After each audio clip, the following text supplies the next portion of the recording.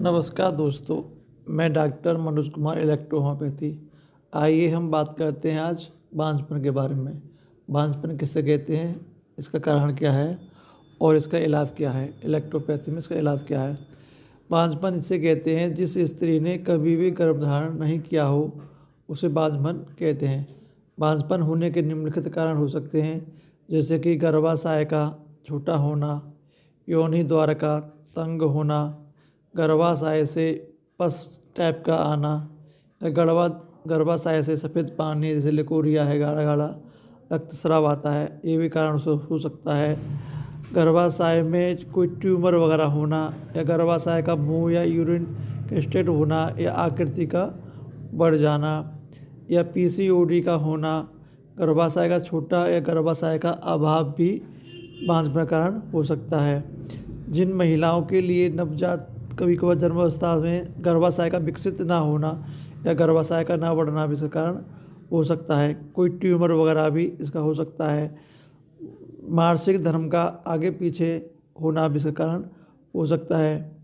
ये बहुत सारे कारण होते हैं। तो इलेक्ट्रोपैथी द्वारा हम इनका ट्रीटमेंट करके उन्हें संतान प्राप्ति के लिए तैयार करते हैं या फिर संतान प्राप्ति उन्हें हो जाती है। कई कारण होता है, पुरुषों में भी ऐसा होता है। पुरुषों में कमी होने से भी गर्भधारण नहीं हो पाता है। पुरुषों में संतान उत्पत्ति के लिए पुरुषों को आवश्यक मूल बीज शुक्राणु स्पर्म होते हैं, इसका उत्पादन या विकास ना होना, या इनका टेस्टिस जो होते हैं उनका विकास सही तरह से ना होना, शुक्राणु का कम हो जाना, या शुक्राणु में पस से निकलना, अर्थात बाईं या दाईं ओर की तरफ शुक्राणु के छोटे बड़े होने से भी यह असर हो सकता है। या फिर कोई टिश्यू ढीला हो गया हो, उससे भी शुक्राणु सही तरह से पैदा नहीं होता। शुक्राणु मोटिलिटी इसमें मैंने ध्यान रखती है। ना शुक्राणु स्वस्थ होंगे तो गर्भाधान होगा। जैसे ही बच्चादानी के अंडे अच्छी तरह से नहीं बन रहे हैं, या फिर अंडे छोटे बन रहे हैं, या फिर अंडों में पीसीओडी हो गई या इसमें, या फिर सूजन या कोई सिस्ट बन जाती है, ओवरी सिस्ट हो जाती है, जैसे छोटी छोटी सिस्ट होती हैं, उसमें जो पीरियड रुकने से ये सिस्ट फूल जाती है। या फिर बच्चादानी में फिलोपियन ट्यूब का ब्लॉकेज होना भी इसका कारण हो सकता है। अगर किसी को बच्चादानी में पीसीओडी हो गई है, वह छोटी छोटी टिश्यू या ट्यूब बंद हो गई है, या फिर उसमें पीसीओडी या कोई सिस्ट हो गई है, तो पहले हमें इलेक्ट्रोपैथी द्वारा उस सिस्ट का इलाज करना चाहिए और उसे सही तरह से करना चाहिए। और जिस तरह से अंडे कम बन रहे हैं, या अंडे छोटे बड़े बन रहे हैं, या फिर अंडे फूटने में प्रॉब्लम हो रही है, तो उस अंडों को सही तरह से बैलेंस करने के लिए इलेक्ट्रोपैथी से हम उसका ट्रीटमेंट करते हैं। उसके बाद में गर्भधारण करने में पूरा हो जाता है। किसी किसी को ऐसा होता है कि थायराइड ग्रंथि या थायराइड का बढ़ जाने की वजह से भी, थायराइड जो हार्मोन्स अनबैलेंस कर देता है, कि उसके वजह से भी गर्भधारण करने में भी परेशानी होती है। तो थायराइड का ट्रीटमेंट भी किया जा सकता है।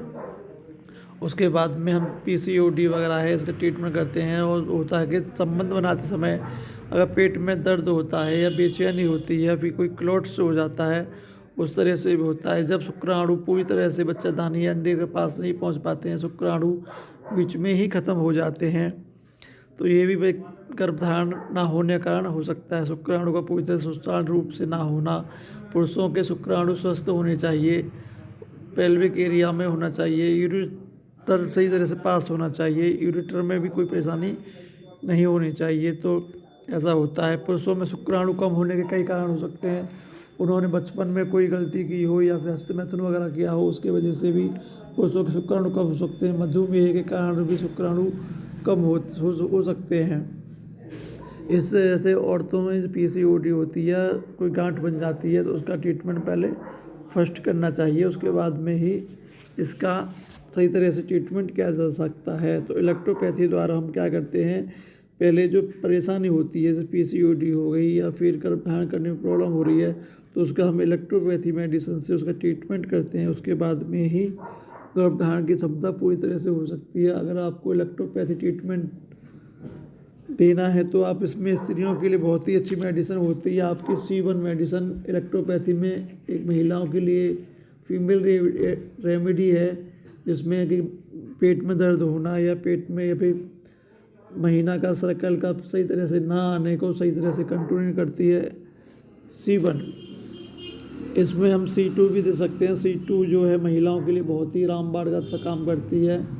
इसमें हम एक L1 का भी प्रयोग कर सकते हैं। इसमें हम L1 देते हैं। इलेक्ट्रोहोम्योपैथी में RE भी दे सकते हैं। ऐसा कंपाउंड रहेगा आपका S2L1RE। सेकंड मेडिसिन रहेगी इलेक्ट्रोपैथी की C2N1G। इसे हम D4 से शुरू करेंगे तो जी हमारे पीरियड को या फिर हमारे मेंस्ट्रुअल स्किन को MC जो होता है उसे ठीक करेगी और हमें पॉजिटिव रिजल्ट देने में हमें मदद करेगी।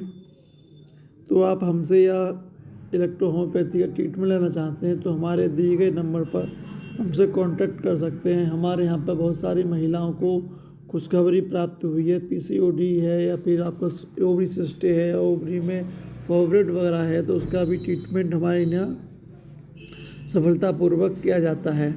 अगर ओवरी सिस्ट हो गई है तो उसका भी ट्रीटमेंट हम इलेक्ट्रोपैथी से द्वारा ये करते हैं और बहुत अच्छा ही रिजल्ट आता है।